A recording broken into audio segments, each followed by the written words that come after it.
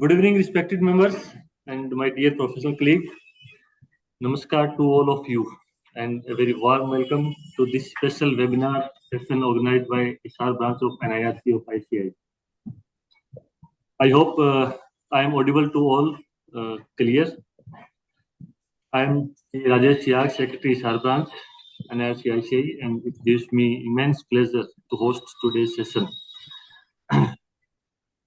And as we are launching a brand new webinar series on topic, the AI-powered CA. Today's inaugural session is Cloud Cowork, Claude AI. As all of you are aware, artificial intelligence is no longer a distant concept. It has become an integral part of our professional work and our office. Before we begin, allow me to introduce our guest faculty for today's.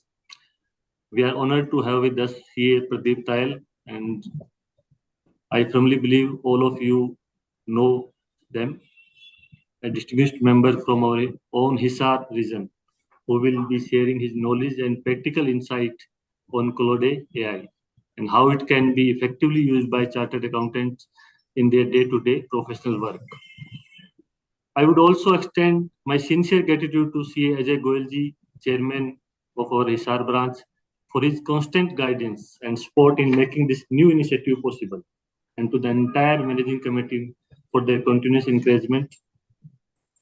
With this, I now request CA Pradeep Tayalji to take over the session and share his valuable insight with us. Over to you, sir.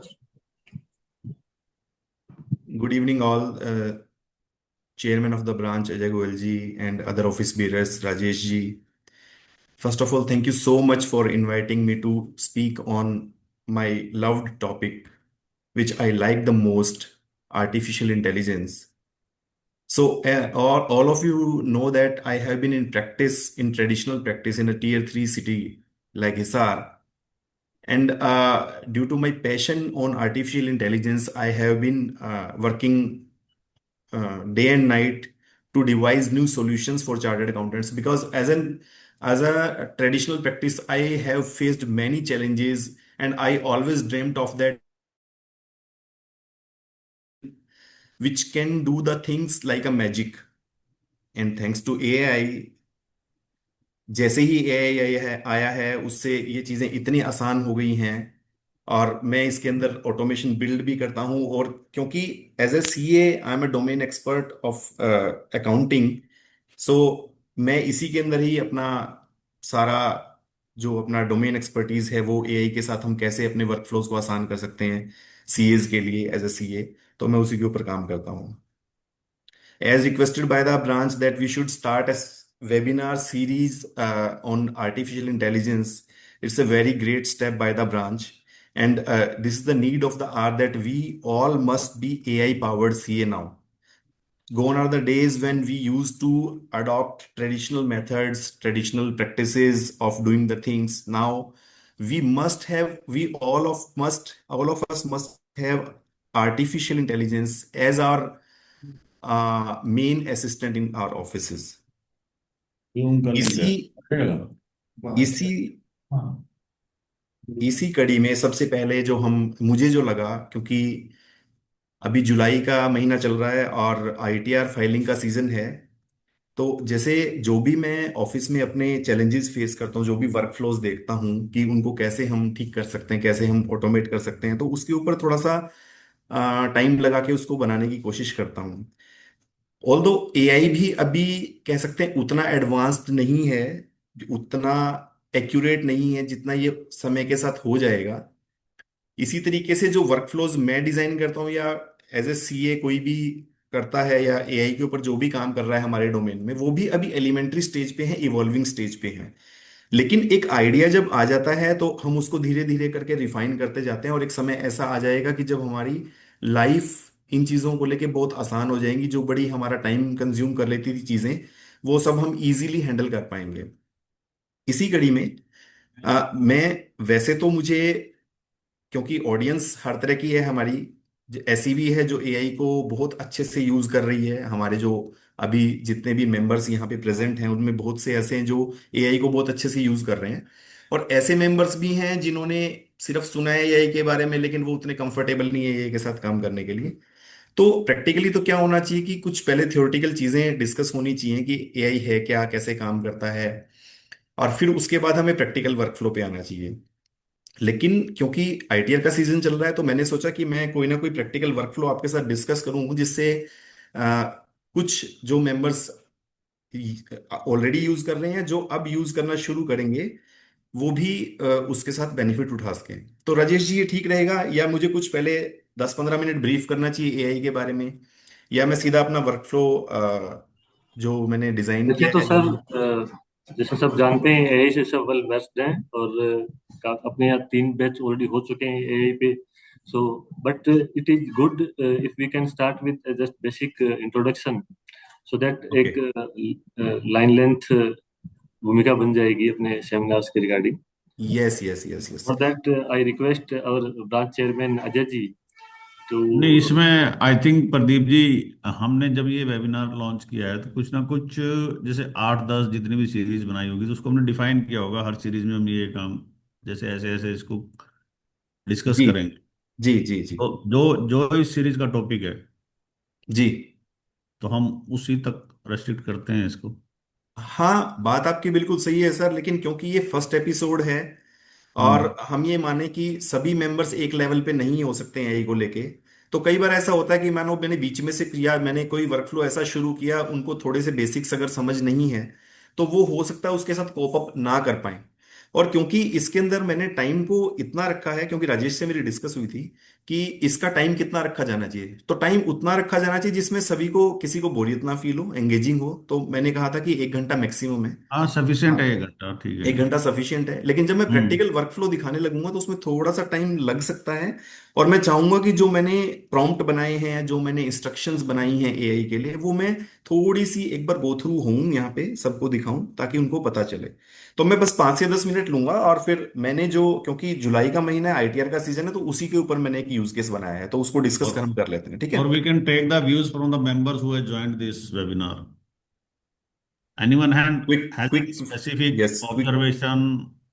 बिल्कुल sir, Ajay ji आपने सही कहा है। अपन member से अपना suggestion और feedback जरूर लेंगे, सो दैट बिकॉज ये बिल्कुल एक नई इनिशिएटिव और नया है जो हम सबके लिए है, so that upon next same webinar से अपन उस चीजों को इम्प्रूवमेंट कर पाए जो चीजें रहेंगी। चलिए ठीक है, कोई बात नहीं, तो हम ऐसा करते हैं, हम अपने वर्कफ्लो पे आते हैं जो हम आज। तो मैं इसके लिए अपनी स्क्रीन शेयर कर रहा हूं।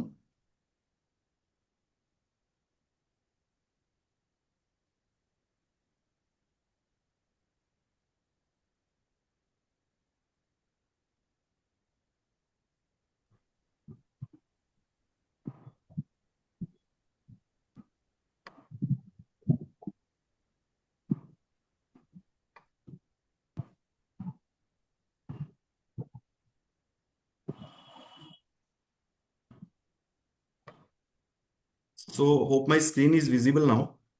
Visible sir. Okay. So our today's topic is, थोड़ा सा मैं ब्रीफ कर दूं कि आर्टिफिशियल इंटेलिजेंस क्या है। आर्टिफिशियल इंटेलिजेंस एक किस्म से एल्गोरिदम है जो सेल्फ रनिंग मोड पे होता है।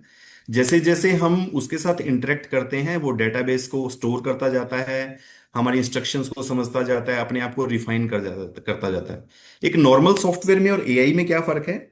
नॉर्मल सॉफ्टवेयर को हमने डिजाइन किया होता है पर्टिकुलर वर्कफ्लो के लिए। फॉर एग्जांपल, कैलकुलेटर है हमारा, या हमारे सॉफ्टवेयर, अकाउंटिंग सॉफ्टवेयर्स हैं, टैली है, या हमारी आईटीआर फाइलिंग के सॉफ्टवेयर्स हैं, तो उनको हमने डिजाइन उस तरीके से कर रखा होता है कि स्पेसिफाइड इनपुट हम उसको देते हैं और वो स्पेसिफाइड आउटपुट देता है। आर्टिफिशियल इंटेलिजेंस क्या है? उससे एक कदम आगे की चीज है कि वो क्या करता है कि जो स्पेसिफाइड फ्लोज हैं उसके साथ साथ वो सेल्फ लर्निंग पेस पे रहता है, वो साथ साथ अपने आप से सीखता रहता है, और फिर वो जेनरेटिव है, वो डिफरेंट डिफरेंट ऑप्शंस जनरेट करता है। तो उससे हमारे को वैल्यू एडिशन होती है। कई बार जहां पे हमारे को स्टैटिक वर्कफ्लोज चाहिए होते हैं तो वहां पे उसकी थोड़ी सी डिसएडवांटेज भी ये रहती है कि हम चाहते हैं कि एक 2+2 4 ही वो बताए, लेकिन वो कई बार उसको डिफरेंट डिफरेंट वर्जन्स में पेश करता है. So today we are going to discuss how we can prepare ITRs using computation of income using artificial intelligence. तो सीरीज का नाम है AI powered CA, and today is episode 1 from folders to computation. ठीक है, हैंड्स फ्री. ठीक है, live cloud Cowork का मैं आपको डेमो दूंगा. क्लाउड कोवर्क क्या है ये इस बारे में समझ लेना जरूरी है. जो मेन AI प्रोवाइडर्स हैं वो हैं चैट जीपीटी, जो हम जनरली नाम सुनते हैं, चैट जीपीटी, जेमिनाई, क्लाउड. ये 3 बड़े मेजर प्लेयर्स हैं जो ज्यादा फेमस हैं. बाकी तो मॉडल्स बहुत बन गए हैं, चाइनीज मॉडल्स भी बहुत हैं, US भी बहुत हैं, ग्रोक है, परप्लेक्सिटी है, माइक्रोसॉफ्ट भी अपना बना रहा है. तो डिफरेंट डिफरेंट है, लेकिन CS के वर्कफ्लो के लिए जैसा मैंने देखा है, मैंने समझा है, क्लाउड इज द बेस्ट, क्योंकि ये कंप्यूटेशंस में, कैलकुलेशंस में बहुत ज्यादा एडवांस्ड है दूसरों के मुकाबले. डिफरेंट डिफरेंट टाइप के रिक्वायरमेंट्स है. अगर हमें क्रिएटिव इमेजेस बनवानी है, वीडियोस बनवानी है, उसके लिए चैट जीपीटी बहुत बढ़िया है. कुछ चीजों में जेमिनाई बहुत बढ़िया है, इस तरीके से. ठीक है. सो अभी आज हम क्या करेंगे, सबसे पहले हम ये देखेंगे कि हम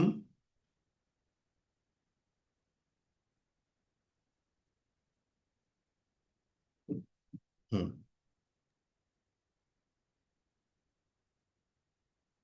मैं आपको क्लाउड कोवर्क खोल के दिखाता हूं. ये क्लाउड कोवर्क है. इसके अंदर जैसे हमारे ना ऑप्शंस होते हैं. क्लाउड कोवर्क क्या होता है, जैसे हम वेब में क्लाउड को यूज करते हैं ना. अब यहाँ थोड़ा सा चैलेंज रहेगा, जो स्टार्ट थोड़ा सा चैलेंज आ सकता है. जो क्लॉड.ai है ना, वो वेब वर्जन होता है हमारा. इसी का इन्होंने क्या इसी क्या वेरिएंट इन्होंने दे दिया है हमें, कि वो कोवर्क के रूप में हम अपने लोकल सिस्टम के ऊपर भी चला सकते हैं. मतलब एज एन एजेंट वो आपके सिस्टम पे काम करेगा. वेब वर्जन में क्या होता था, हम उससे डिस्कशन करते थे, उससे हम कोई डॉक्यूमेंट्स बनवाते थे. जो भी हम मतलब नया काम करना चाहते हैं तो हम उससे वो कर सकते हैं. ठीक है. लेकिन कोवर्क क्या है, कोवर्क है वो आपके लोकल सिस्टम पे काम करेगा. अब जैसे ITR प्रिपरेशन में हम क्या चैलेंज फेस करते हैं, मैं स्टार्टिंग से अगर बताऊं तो आपको, डॉक्यूमेंट्स हमारे पास डिफरेंट क्लाइंट्स जो हैं वो व्हाट्सएप पे, मेल के थ्रू डॉक्यूमेंट्स हमारे पास भेजते हैं.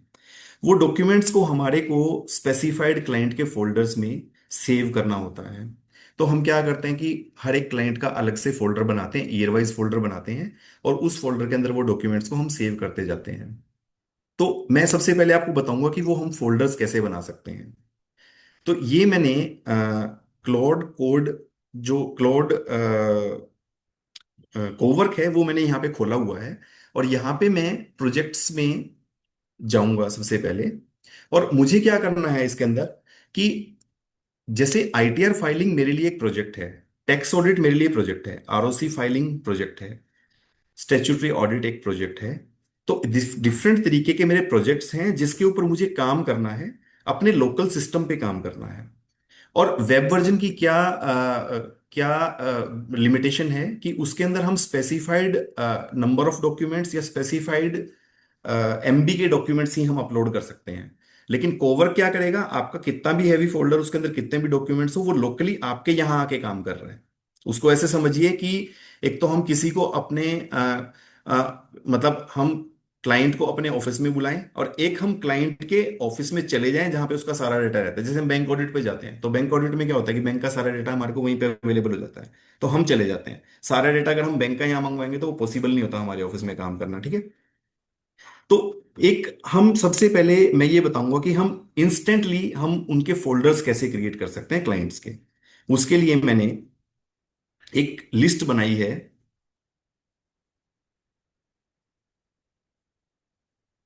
एक ये सैंपल लिस्ट है क्लाइंट की. अब मेरे पास मान लीजिए, ये आपको विजिबल है ना स्क्रीन? हेलो? विजिबल है, थोड़ा सा जी, इसको बड़ा करें ना. बड़ा कर देगा। तो ये मैंने एक सैंपल लिस्ट बनाई है, 10 क्लाइंट्स हैं मेरे पास. जिनकी मेरे पास लिस्ट है। और मुझे क्या होना है कि अब आईटीआर का सीजन आ गया, इन सभी से मेरे पास डॉक्यूमेंट्स आएंगे। तो इन डॉक्यूमेंट्स को स्टोर करने के लिए मुझे पर्टिकुलर ईयर के मुझे फोल्डर्स बनाने हैं। और उसके अंदर भी मैं चाहता हूं कि मेरे फोल्डर्स के अंदर अलग अलग सब फोल्डर्स बने, जिसके अंदर उसकी इनकम की डिटेल जिसमें एक में आए, डिडक्शंस हैं तो कोई उसकी डिटेल एक में आए। इस तरीके से मैं चाहता हूं कि वो बन जाए।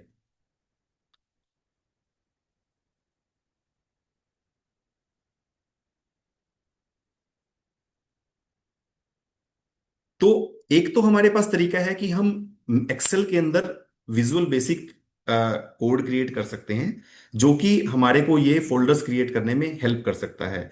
जब क्लॉड इतना का कोवर्क वर्जन नहीं था या इतना एडवांस नहीं था, तो हम क्या करते थे कि वेब वर्जन में जाते थे, वहां पे प्रॉम्प्ट देते थे, प्रॉम्प्ट देके वहां से वो वीबीए कोड क्रिएट कर देता था और हम फोल्डर क्रिएट कर लेते थे।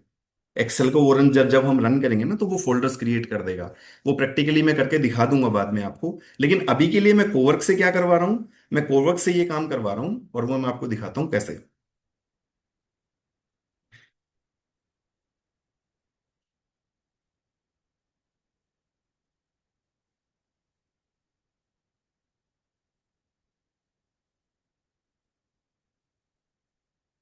सो देखिए,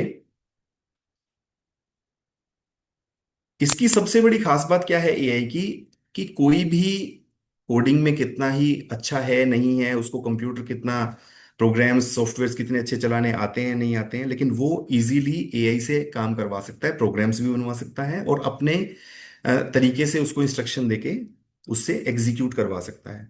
क्लाइंट फोल्डर और सब फोल्डर क्रिएट करने के लिए मैंने इसको बोला कि act as a folder creation assistant, read a list of clients names from column A starting at row 2 of an Excel file I provide. ये है वो एक्सेल फाइल जो मैं इसको दूंगा, जिसके अंदर A2 से नाम शुरू हो रहे हैं।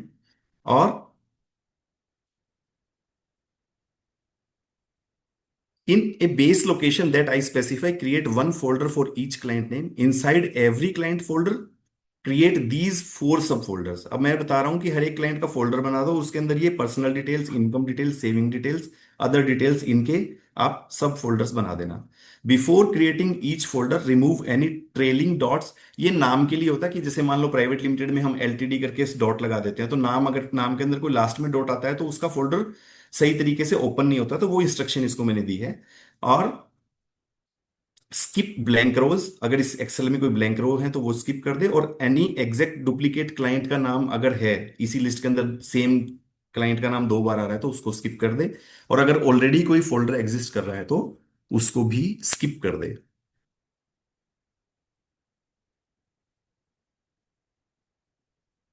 सबसे पहले मैं आपको दिखाऊंगा कि मैं इसके अंदर एक प्रोजेक्ट फोल्डर बनाऊंगा, न्यू टास्क करूंगा उसको, और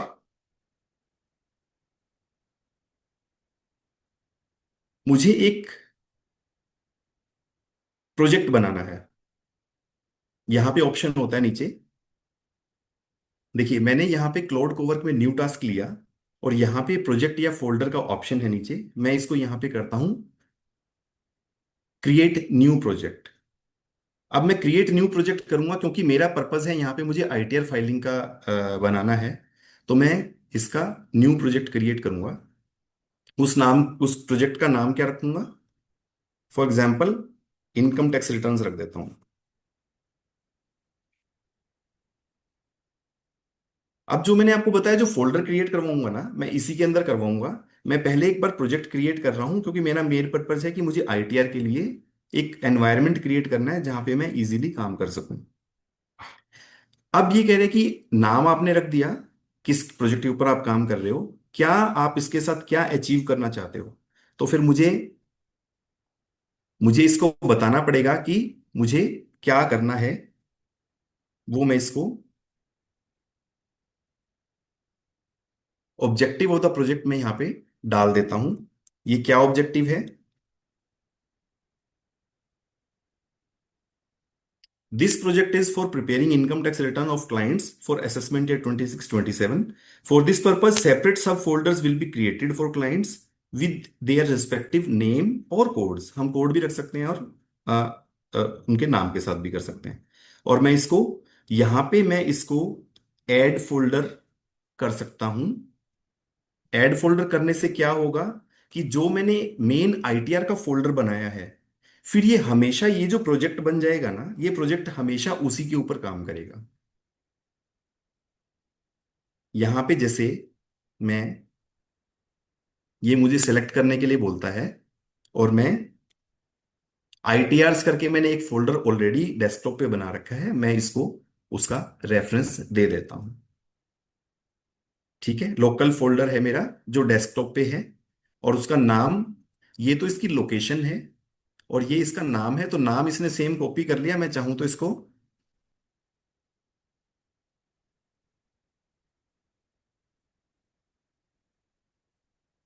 ऐसे कर सकता हूं। ठीक है, और ये इंस्ट्रक्शंस में मुझे क्या डालना है कि इंस्ट्रक्शन में मुझे इसको ये बताना है कि इसमें इस प्रोजेक्ट में क्लाउड को काम कैसे करना है। अब ये बड़ा क्रूशियल है, मैं आपको दिखाता हूं। ये है इंस्ट्रक्शंस। इंस्ट्रक्शंस में हमें पर्सोना देना जरूरी होता है कि आपको किस तरीके से काम करना है। You are a chartered accountant expert in Indian income tax law. You are having more than 25 years of experience in preparing income tax returns of the clients of all forms of organization prescribed under the Income Tax Act. क्या individual, HUF, partnership firms, companies, societies, trust, etcetera. और आपको करना क्या है, ये instructions मैंने लिखी हैं मेरी समझ के हिसाब से, आप इनको मॉडिफाई भी कर सकते हैं, इनको एनहांस भी कर सकते हैं अपने, आपके पास जिस तरीके की आईटीआर हैं उसके अकॉर्डिंग इनको कस्टमाइज कर सकते हैं। मेरे को क्या समझ में आया, मैंने ये लिखा, you have to do the following: analyse the documents in the client folder critically and check whether the same belongs to the financial year 25-26 and are relevant for preparation of ITR for 26-27। मैंने सबसे पहले इसको ये कहा कि जो document तुम्हें मिलेंगे फोल्डर के अंदर वो आपको देखने हैं whether these pertain to the financial 25-26, क्योंकि अगर किसी पिछले साल का डॉक्यूमेंट है या कोई फ्यूचर का डॉक्यूमेंट है तो वो हमारे लिए रेलेवेंट नहीं है, क्योंकि हम आईटीआर अभी कौन सी बना रहे हैं, 26-27 की। And if any document pertains to earlier और subsequent years you have to specifically flag that.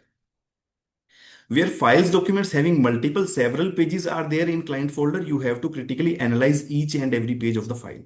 ये कई बार क्या करता है, मान लो 50 पेज की कोई पीडीएफ फाइल है, तो ये 2-3 पेज पढ़ेगा और उसको छोड़ देगा। तो हम हमेशा इंस्ट्रक्शन में स्ट्रिक्टनेस यूज करते हैं कि आपको ईच एंड एवरी पेज उसका पढ़ना है, उसके अंदर से डिटेल आपको एक्सट्रैक्ट करनी है which is relevant for preparing the ITR. Ignoring any page may result in omitting crucial income details to be considered in preparing the ITR। मैंने बता दिया कि क्या दिक्कत हो सकती है। If it happened, it will be your critical failure। If same income details are present in multiple documents, you have to cross-verify the same across those documents and files and flag the difference if any। For example, मेरी income form 26 AS के अंदर मेरी salary कुछ दिख रही है, और form 16 जो आया है क्लाइंट ने जो मुझे दिया है उसके अंदर इनकम की डिटेल अलग है। तो मैंने इसको बोला है कि you have to cross verify that, और आपको बताना होगा for user awareness and approval कि क्या हमें किसको कंसीडर करना है। फॉर एग्जाम्पल, ये मैंने वही एग्जाम्पल दिया जो मैंने आपको बताया। ठीक है, you may be have to prepare reconciliation of the same income details present in different documents. कई बार होता है ना, हम रिकंसिलिएशन बना देते हैं तो वो चीजें होती सेम है, लेकिन वो रिकंसिलिएशन की उसको जरूरत होती है। तो आप वो रिकंसिलिएशन बनाओ और उसको प्रेजेंट करो यूजर को उसकी नॉलेज के लिए। You have to find out the expenses item present in the document files which are allowable under respective head of income।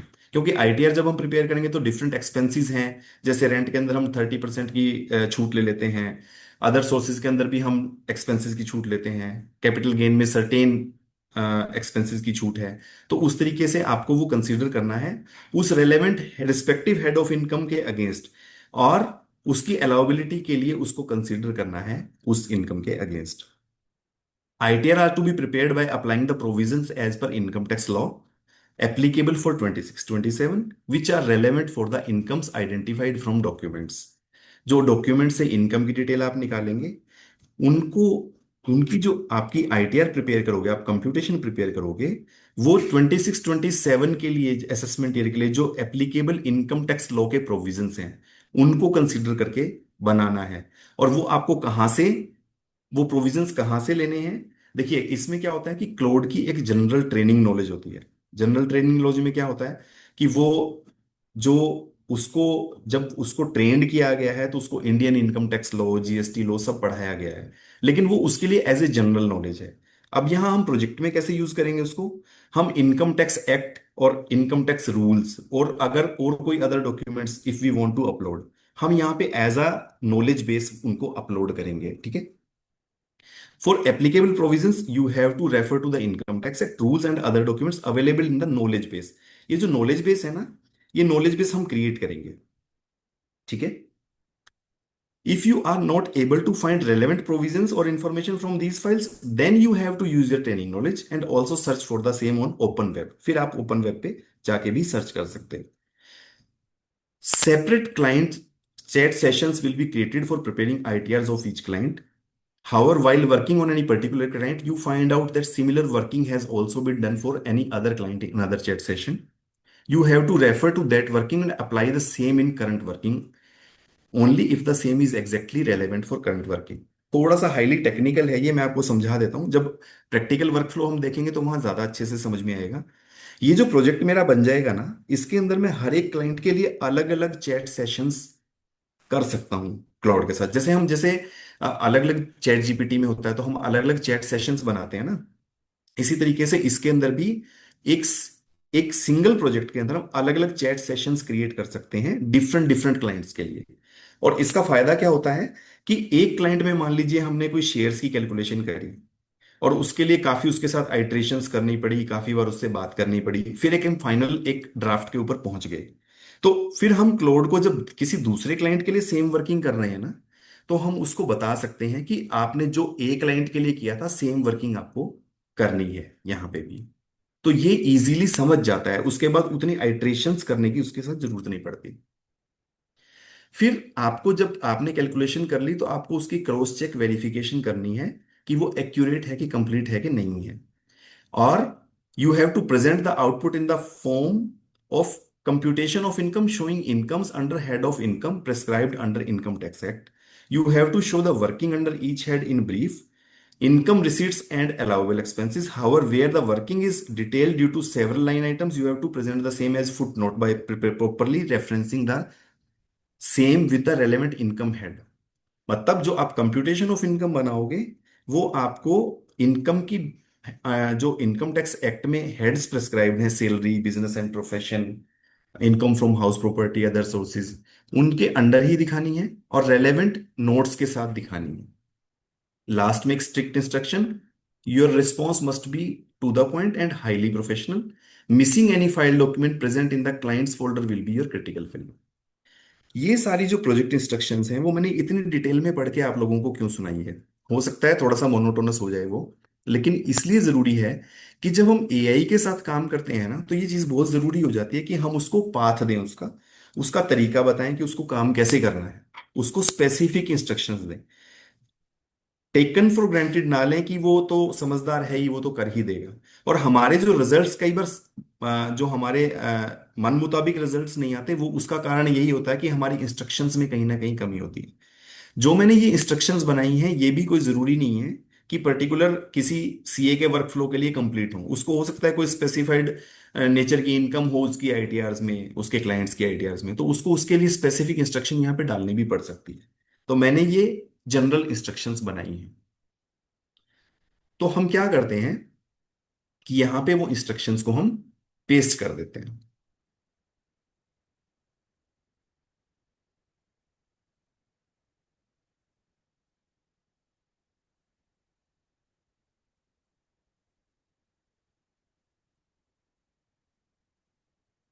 ठीक है। और फिर यहां पे हमें जो फाइल्स जो हमारे को फाइल्स यहाँ पे कौन सी फाइल्स, जो हमारे को इनकम टैक्स एक्ट और रूल्स जो हमें एक्ट जो इसको लॉ देना है जिसको रेफर करके ये बनाएगा।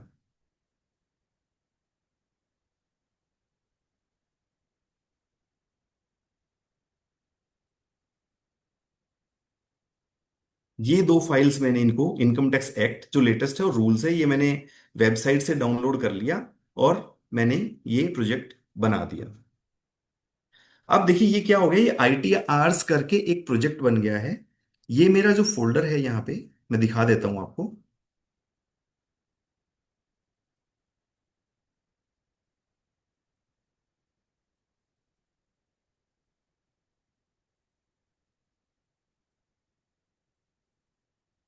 ये है मेरा वो जो फोल्डर है जो मैंने डेस्कटॉप के ऊपर बना रखा है, मैं आपको दिखा देता हूँ।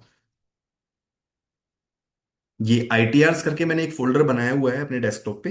ये फोल्डर को मैंने इसको पाथ दे दिया है। अब इस फोल्डर के अंदर जो भी काम होगा वो इस प्रोजेक्ट के अंदर हम कर सकते हैं। मैं आपको दिखाता हूं कैसे। अब देखिए, मैं पहले आपको वो क्रिएट करके दिखाता हूं फोल्डर्स, ये कैसे क्रिएट करेगा। ठीक है, ये एक रियल फोल्डर है जिसके अंदर मैंने सैंपल डॉक्यूमेंट्स रखे हुए हैं। तो अभी ये तो मैंने क्रिएट करके रखा हुआ है, लेकिन जैसे मैंने अभी आपको वो प्रॉम्प्ट बताया था ना इसको, कि जिसके थ्रू आप फोल्डर क्रिएट कर सकते हैं।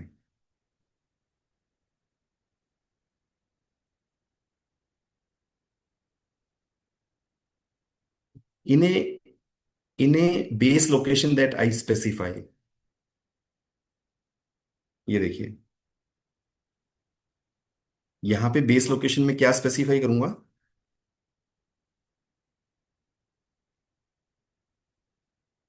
ये मैं लोकेशन स्पेसिफाई करूंगा कि इस लोकेशन पे आपको बनाना है। Create one folder for each client name inside every client folder, ये ठीक है। और मुझे इसको लिस्ट देनी पड़ेगी, यहां पे ऐड फाइल्स करके मैं इसको लिस्ट दूंगा।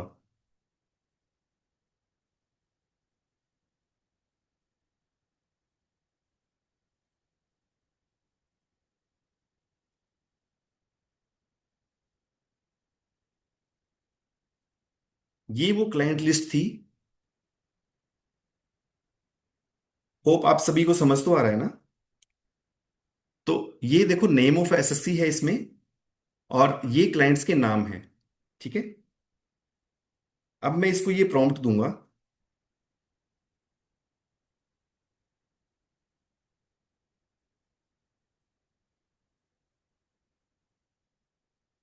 मैंने इसके अंदर इसको फोल्डर्स क्रिएट करने के लिए बोला है।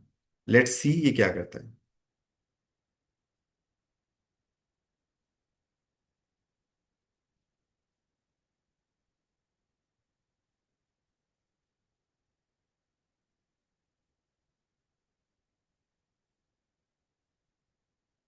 ये अभी क्या कर रहा है, क्लाइंट की लिस्ट को समझ रहा है और उसके अकॉर्डिंग अपनी, और एआई जब भी काम करता है ना, क्लोड है चाहे कोई भी है, चैट जीपीटी है, वो अपनी स्क्रिप्ट बनाते हैं। हम हर बार वो कोड लिखते हैं नया साथ साथ, और उस कोड के बेस पे ही काम करते हैं। कोड मीन्स पाइथन कोड भी लिख सकते हैं, वो सी का भी कोड लिख सकते हैं, कोई और किसी लैंग्वेज में भी लिख सकते हैं।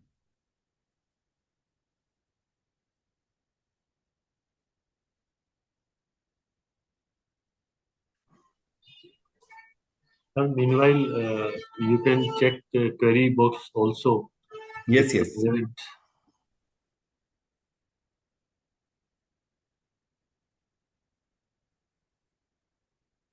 क्वेरी बॉक्स,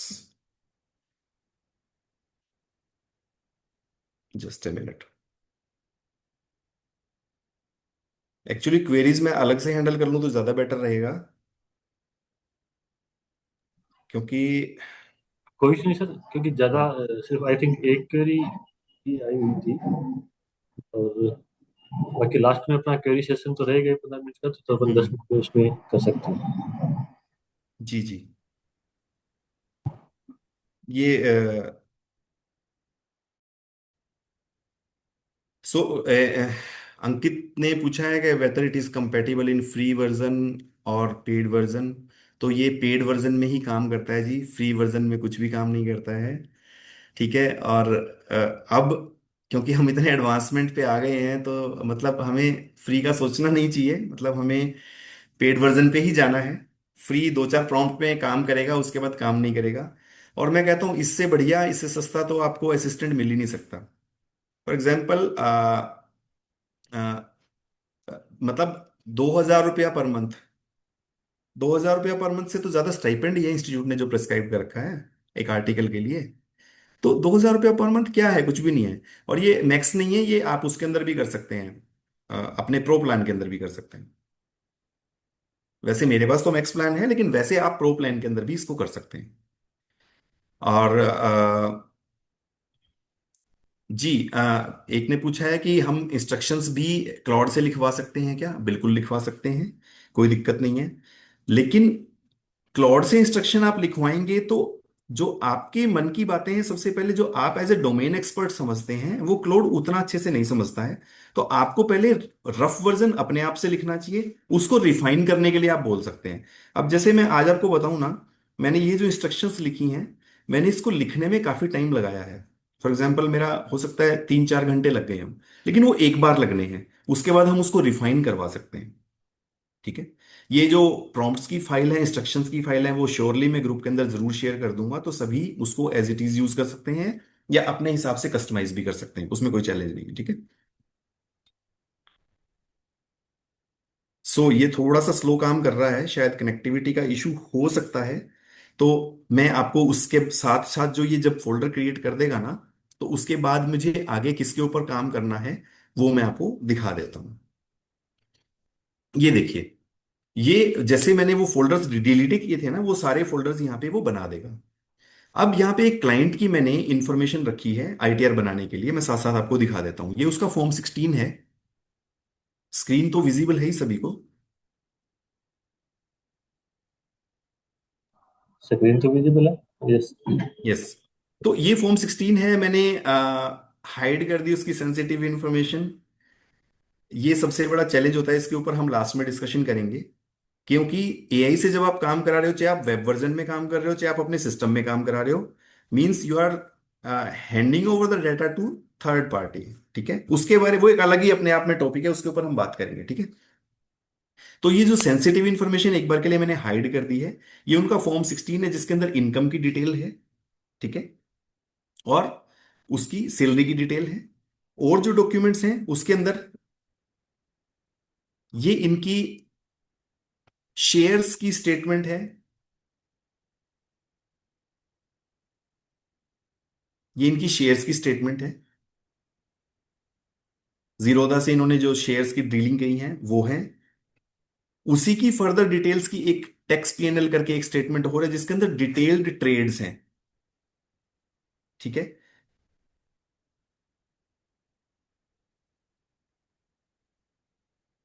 ये एआईएस है इनका।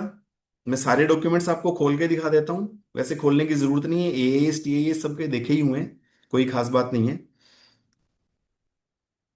ये टीआईएस है, ये 26 एएस है, और एआईएस की शेयर्स की डिटेल को मैंने एक्सेल में भी निकाला हुआ है।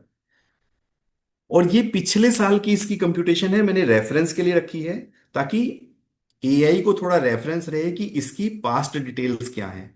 इससे क्या मिलेगा इसको? इससे इसको अगर कोई ब्रॉड फॉरवर्ड लॉस होगा तो वो मिल जाएगा, पिछली बार किस किस हेड में इनकम थी वो मिल जाएगा, टैक्स कंप्यूटेशन किस तरीके से थी वो मिल जाएगा इसको। ठीक है।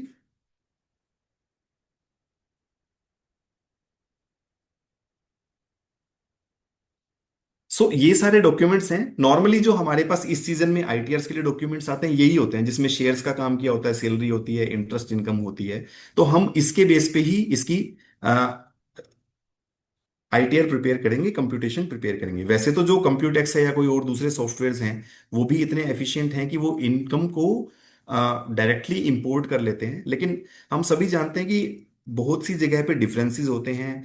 कोई डिटेल एआईएस टीआईएस में नहीं आ रही, तो क्लाइंट ने हमें दे दी, इंटरेस्ट का फर्क है। या मान लो शेयर्स की डिटेल है, वो क्लाइंट ने ब्रोकर से जो स्टेटमेंट लेके दी उसमें कुछ है, एआईएस में कोई एंट्री मिसिंग है या डबल है, तो वो एरर्स अभी भी हैं, जिसके लिए हमारे को मैनुअली काम करना पड़ता है।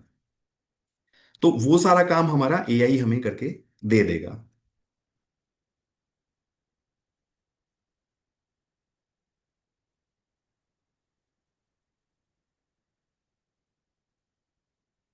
सो मैं एक बार इसको यहाँ पे स्टॉप कर देता हूँ।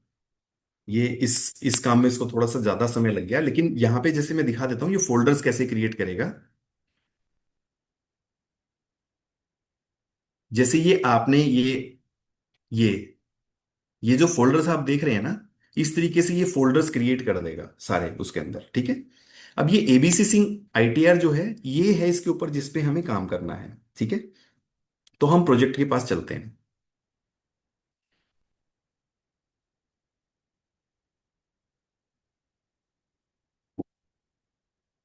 अब यहाँ पे मैंने एक प्रॉम्प्ट बनाया है कि इसके अंदर मैं सबसे पहले लोकेशन बताऊंगा, और उस लोकेशन के अंदर जो फोल्डर है, उस फोल्डर के ऊपर ये अपनी जो मेरी नॉलेज बेस है उसको यूज करते हुए, और ये उसके ऊपर कंप्यूटेशन कर देगा। नॉलेज बेस क्या, जिसमें मैंने एक्टर रूल्स की फाइल इसको दी थी और मैंने जो प्रोजेक्ट इंस्ट्रक्शंस दी थी।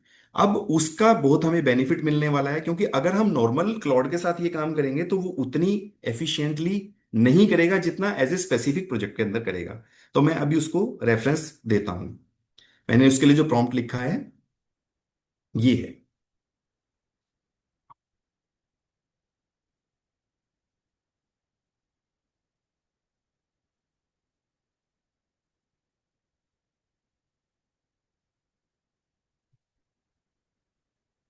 देखिए, इसके अंदर मैंने क्या प्रॉम्प्ट लिखा है। Prepare the income tax computation for the client folder. यहां पे मुझे लोकेशन देनी है उसकी, मैं उसकी लोकेशन दे देता हूं।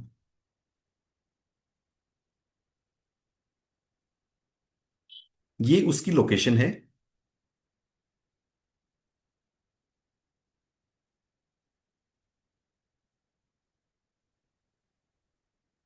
Prepare the income tax computation for the client folder located at this location, strictly following the project instructions. Analyze every document in folder critically and page by page render scanned pdf to read them. अब कोई scan PDF है तो उसको आपको read करना है। Do not skip और summarise any page, missing any income item is a critical failure. Identify all heads of income present, classify each item under the correct head and pick up the all allowable deduction and expenses. Whenever the same income appears in multiple documents, cross verify and flag. Reconcile broker third party statements against AIS, TIS. Give clear working for each head, detailed line items as referenced, footnotes, including set off and carry forward. Treat the data as current year. Prepare the computation 26-27 के लिए, applying the law in force. Present income and tax side by side under both new and old regime. With regime recommendation, फिर recommend भी करोगे आपकी किस में करना है। Verify all math programmatically. Do not create any document yet, output in chat for my review only. अभी इसमें मैं क्या कहना चाह रहा हूं कि अभी आप जो भी काम करोगे वो मुझे चैट में प्रेजेंट करके बताना, उसके बाद अगर जरूरत होगी तो उसका डॉक्यूमेंट क्रिएट करेंगे। ठीक है, अब मैंने इसको ये दे दिया है।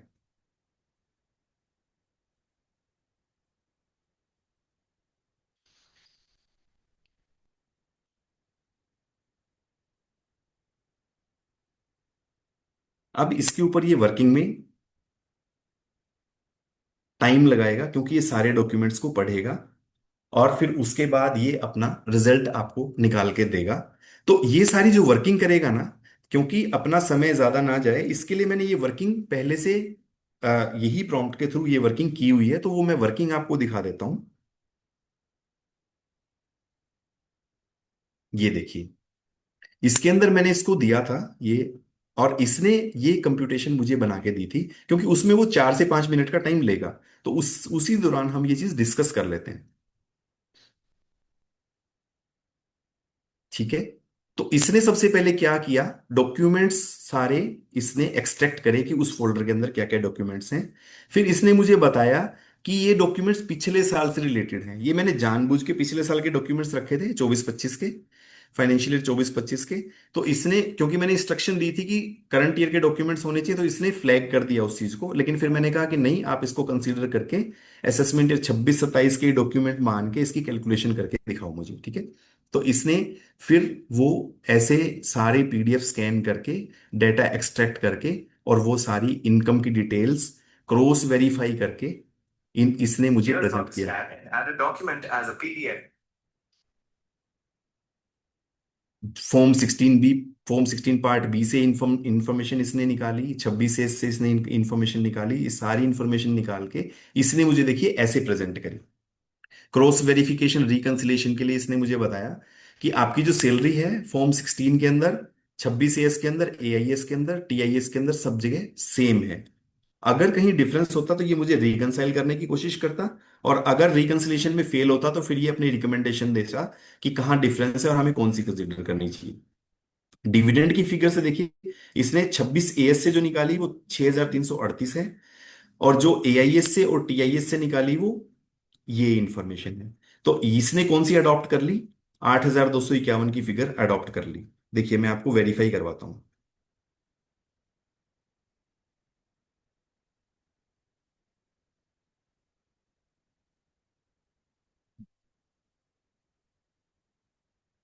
और ये देखिए स्कैन्ड पीडीएफ की क्वालिटी आप देखिए, ब्लर क्वालिटी है तो भी इसकी कैपेबिलिटी इतनी बढ़िया है कि ये वहां से निकाल लेता है। ये देखिए डिविडेंड की फिगर आपको दिख रही है 8,251 की। आई थिंक विजिबल है ना सबको? ठीक है। एस सेविंग अकाउंट का इंटरेस्ट इसने एआईएस के अंदर निकाला, टीआईएस के अंदर निकाला। 26 एएस के अंदर इसको नहीं दिखा शायद, और फॉर्म 16 के अंदर नहीं दिखा, तो इसने ये 7,380 की कंसीडर कर ली सेविंग बैंक का इंटरेस्ट। एफडी का इंटरेस्ट है जो एआईएस के अंदर 1142 है और टीआईएस के अंदर 322 है। देखिए मैं वेरीफाई कराता हूं आपको। टीआईएस के अंदर ये देखिए इंटरेस्ट फ्रॉम डिपॉजिट 322 रुपए है, लेकिन जब हम इसकी डिटेल में जाते हैं ना, तो इसने क्या कर रखा है, यहाँ पे 1142 की इनकम है, और फिर ये एज ए डिडक्शन 820 रुपए दिखा के 322 लिया है। तो इस, और जबकि एआईएस के अंदर वो फुल इंफॉर्मेशन है, तो इसने क्या करा, इसने दोनों हमें प्रेजेंट करे और इसने फ्लैग दे दिया इसका कि यहाँ पे फर्क है। और सेल ऑफ शेयर्स क्या है, 64,73,933 रुपए, जो कि एआईएस के अंदर और टीआईएस के अंदर सेम है। तो वो मैं आपको दिखा देता हूं।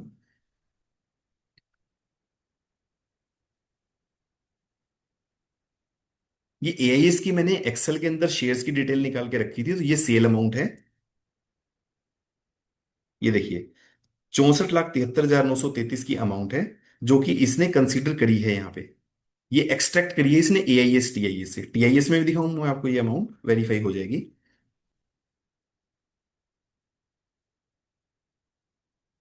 ये देखिए यहाँ पे ये फिगर अगर आपको दिख रही है तो ये वाली फिगर, ठीक है। तो ये फिगर इसने कंसीडर करी है। अब जो एसएससी से जो हमारे पास डिटेल आई थी, वो ये आई थी, जो पीएनएल की फिगर है। ये देखिए यहां पे सेल वैल्यू हमारी कितनी आई थी, यहां पे हमारी 65,39,078 की सेल वैल्यू है। इसका ये हमें रिकंसिलिएशन करके देगा वहां पे। देखिए सैलरी के बारे में इसने बताया कि एआईएस पार्ट बी इतना शो कर रहा है, कम शो कर रहा है, लेकिन बाकी सभी डॉक्यूमेंट 18,10,000 शो कर रहे हैं, तो वो कंसीडर हुआ है। एफडी इंटरेस्ट इसने 1142 हायर साइड पे कंसीडर कर लिया है, क्योंकि इसने अपनी अंडरस्टैंडिंग के हिसाब से कंसीडर कर लिया। Again as a CA we are the expert, हमें वेरीफाई करना है, लेकिन इसने एज एन असिस्टेंट अपना काम करके दे दिया, सारे डॉक्यूमेंट्स को रीड करके उसकी इंफॉर्मेशन एक्सट्रैक्ट करके हमें दे दी। शॉर्ट टर्म कैपिटल गेन के अंदर कहता है कि माइनर सा डिफरेंस है, जीरोदा की स्टेटमेंट 1,45,838 बोल रही है और एआईएस की वर्किंग 1,45,861 बोल रही है। तो कहता है कि मैंने जो एआईएस वाली है, देखिए कितना स्मार्ट है, कहता है कि मैंने एआईएस वाली वर्किंग को उठा लिया है, क्योंकि कल को वो मिसमैच फ्लैग ना करे इनकम टैक्स को, और ज्यादा फर्क नहीं है, माइनर सा फर्क है, तो इसने अपने आप से ये कंसीडर कर लिया। और ये देखिए कंप्यूटेशन ऑफ टोटल इनकम इसने बना के हमारे को दे दी। असेसमेंट ईयर 26-27 की ग्रॉस सैलरी, उसमें से स्टैंडर्ड डिडक्शन इसने लेस कर दी। कैपिटल गेन्स में इसने 1,45,861, जो कैपिटल गेन है शॉर्ट टर्म का है वो सारा, वो इसने निकाल लिया। लॉन्ग टर्म कैपिटल गेन के अंदर लॉस है 41,982 का, वो इसने कंसीडर करा।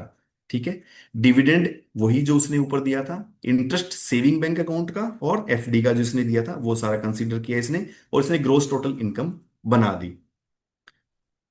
कोई चैप्टर 6 ए की डिडक्शन अगर है, जो कि न्यू रिजिम में है ही नहीं मैक्सिमम, तो वो यहाँ पे इसने नील रखी और ये टैक्सेबल इनकम आ गई, और इसने ये टैक्स कैलकुलेट करके हमारे को दे दिया। Other than short term capital gain, और इसके ऊपर ये टैक्स बन गया। अब मैंने क्रॉस वेरिफिकेशन के लिए इसकी कंप्यूटेक्स से बनवा के रखी हुई थी, वो मैं आपको दिखा देता हूं।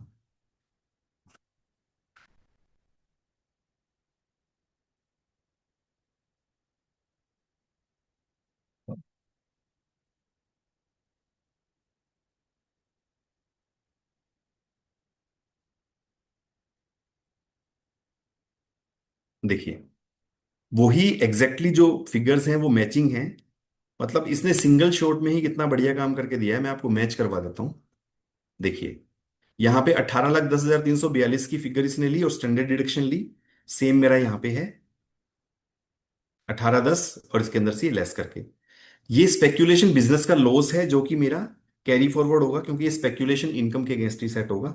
तो वो भी इसने नीचे अलग से लिखा है। शॉर्ट टर्म कैपिटल गेन देखिए 1,45,846 है। इसकी कैलकुलेशन 1,45,861 जो हायर साइड वाली थी इसने ले ली। इंटरेस्ट की फिगर 8251 और 8522, ये दोनों फिगर्स भी इसमें यहां पे कंसीडर है। 16,773 देखिए, 16,773।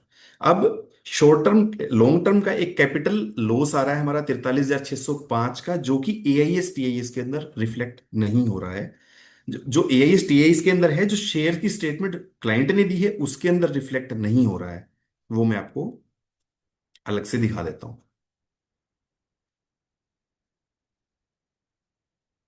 देखिए, यहां पे अगर मैं इन दो फिगर्स को कम करता हूं ना, तो मेरी 62 लाख ये मेरी शॉर्ट टर्म की है सारी, और ये जो दो एंट्री है ना ये लॉन्ग टर्म की है, जो कि मेरी एआईएस में आ रही है 2,58,701। और इनकी अगेंस्ट मेरी परचेज अमाउंट है 3,683 रुपए। हालांकि ये सिर्फ इसके अगेंस्ट है, और इसके अगेंस्ट परचेज की वैल्यू मिसिंग है जो कि इसने मुझे फ्लैग करके भी दी है। तो इसके बारे में जब मैंने इससे आगे पूछा, इसने टैक्स की कंप्यूटेशन करंट ईयर के हिसाब से कर दी यहाँ पे, और बिल्कुल एग्जैक्ट सही रेट ऑफ टैक्सेस इसने लगाए हैं। ये क्यों हो पा रहा है? क्योंकि मैंने नॉलेज बेस के अंदर इनकम टैक्स एक्ट रूल दोनों की फाइल्स इसको दी हुई हैं, उसके अलावा इसकी ट्रेनिंग नॉलेज ये यूज करता है, और उसके ऊपर फिर हम वेरिफिकेशन के लिए बैठे हैं, हम वेरीफाई उसको करते हैं। इसने ये बताया, देखिए लॉन्ग टर्म कैपिटल गेन जो है उसका नेट लॉस आ रहा है 43,605, एक एंट्री का आ रहा है। कौन सी का? इस एंट्री का। अगर आप इसका अगर कैलकुलेट करेंगे ना, देखिए मैं आपको करके दिखाता हूं यहाँ पे। 43,605 की फिगर आ रही है, ये इसने लॉस में ली है। और 1623 की फिर जो है वो, क्योंकि सिर्फ सेल कंसीडरेशन है, अगर उसको हम सेट ऑफ करके लेंगे तब इसने 1623 को गेन मान लिया है वैसे पूरा। तो इसने सेट ऑफ करके 41,982 की फिगर अपने आप निकाली है। इंट्राडे का जो स्पेक्युलेटिव लॉस है 210 का, वो कैरी फॉरवर्ड इसने लिखा है 4 साल के लिए होगा। ट्रांसफर एक्सपेंसेस हैं जो शॉर्ट टर्म कैपिटल गेन में, वो कह रहा है कि ये आप चाहो तो बड़ी माइनर सी अमाउंट है, ये आप एज एन एक्सपेंस क्लेम कर सकते हो। रिजिम न्यू रिजिम के अंदर इसका टैक्स आ रहा है 1,86,000, और ओल्ड रिजिम के अंदर आ रहा है 3,87,000। फिर मैंने इससे पूछा, how have you calculated capital gain on shares although you have calculated correctly, can I have the working? तो इसने मुझे ये वर्किंग भी बना के दी। अब इसके अंदर लॉन्ग टर्म की देखिए, इसने ये दो एंट्रीज अलग निकाल दी।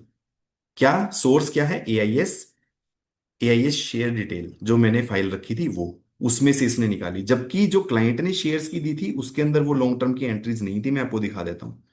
तो इसकी सबसे बड़ी खूबसूरती क्या है कि ये ना आपकी जो कोई शेयर्स में हमें मेनली ये प्रॉब्लम आती है, सैलरी में भी आती है, कि मिसमैच होता है फिगर्स के अंदर। एआईएस टीआईएस की फिगर्स जो होती हैं सेल परचेज की, और जो हमारी ब्रोकर के थ्रू स्टेटमेंट आई होती है क्लाइंट की, उसमें फर्क होता है। तो ये उसको उसी तरीके से फ्लैग करके आपको बता देगा, आपका ह्यूमन एफर्ट काफी हद तक कम कर देगा। तो यहां पे जो थी वो सिर्फ शॉर्ट टर्म की डिटेल्स थी। ये जो दूसरी शीट थी ना इसमें, ये इसके अंदर देखिए इंट्राडे है। इंट्राडे का ये है, ये जो इसने 209 रुपये का जो हमारा लॉस आया है 209 रुपये का, वो कंसीडर किया है। और यहाँ पे जो ये है शॉर्ट टर्म के ट्रेड हैं सिर्फ, ये देखिए शॉर्ट टर्म। अब लॉन्ग टर्म का यहाँ पे ट्रेड नहीं था, क्योंकि लॉन्ग टर्म का ट्रेड हो सकता है उन्होंने जीरोधा के थ्रू ना किया हो, कहीं और से किया हो। तो ये सारी इसने कैलकुलेशन मेरे को करके दे दी। जहां जहां मैंने वेरिफिकेशन पूछी उसने वो वेरिफिकेशन भी मुझे करके दी। और इस तरीके से फिर मैंने इसको लास्ट में बोला एक्सीलेंट वर्किंग। मैं ये खुद देख के हैरान था कि इसने फर्स्ट टेक के अंदर जो मेरी कंप्यूटेक्स से मैंने कंप्यूटेशन ऑफ इनकम बनाई थी एग्जैक्टली वही सारे हेड कंसीडर करके, और इसने जो पिछले साल की जो मैंने कंप्यूटेशन रखी थी उसके लिए भी इसने लिखा कि उसमें कोई ब्रॉड फॉरवर्ड लॉस नहीं है, नहीं तो मैं उसको सेट कर लेता शॉर्ट टर्म कैपिटल गेन के अगेंस्ट। इसीलिए मैंने वो रखी थी। फिर मैंने कहा कि न्यू रिजिम और ओल्ड रिजिम की कंपैरेटिव मुझे दे दो बना के। इसने मुझे वो कंपैरेटिव भी बना के दे दी यहाँ पे, उस न्यू के अकॉर्डिंग और ओल्ड के अकॉर्डिंग टैक्स भी कैलकुलेट करके दे दिया। फिर मैंने कहा कि आप इसका जो है डॉक्यूमेंट बना दो। वो इसने मुझे डॉक्यूमेंट बना के दिया, और वो डॉक्यूमेंट आई थिंक सेव नहीं किया मैंने। मैं डॉक्यूमेंट दिखा देता हूं आपको।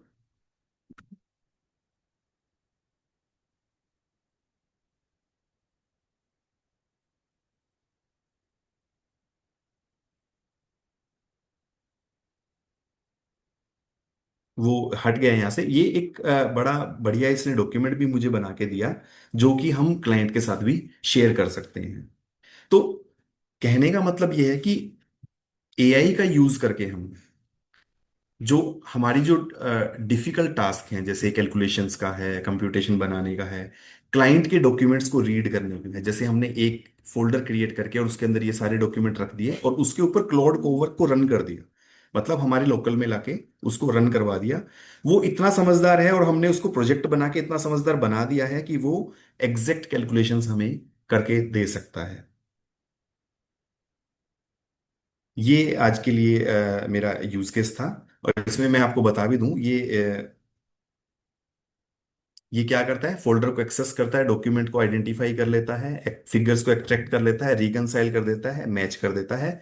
और एक जो हमारा सबसे बड़ा कंसर्न, डेटा सिक्योरिटी को हम कैसे इंश्योर करें, ये एक सबसे बड़ा कंसर्न है। क्योंकि under digital personal data protection act, chartered accountants are as a fiduciary. Fiduciary मतलब एक जो होते हैं ना, जिनके पास किसी और का डाटा रहता है और वो उसके लिए जिम्मेदार हैं, वो केयर टेकर हैं उसके एक किस्म से।